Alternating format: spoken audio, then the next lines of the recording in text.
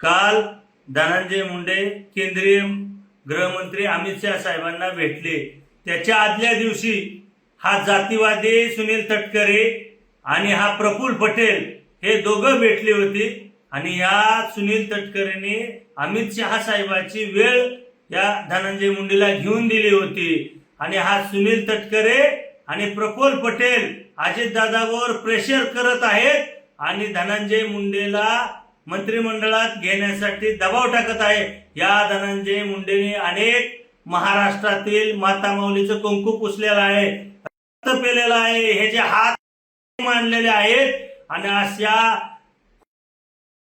गुंड सांभाळणाऱ्या धनंजय मुंडेला जर मंत्रिमंडळात अजितदादा तुम्ही घेतलं तुमच्या पक्षाच्या वतीने तर येणाऱ्या महानगरपालिका जिल्हा परिषद मध्ये राष्ट्रवादी मराठा समाज संपवल्याशिवाय राहणार नाही। एकही मतदान राष्ट्रवादीला करू देणार नाही, याची आम्ही पुरेपूर नियोजन आणि जबाबदारी करणार आहे।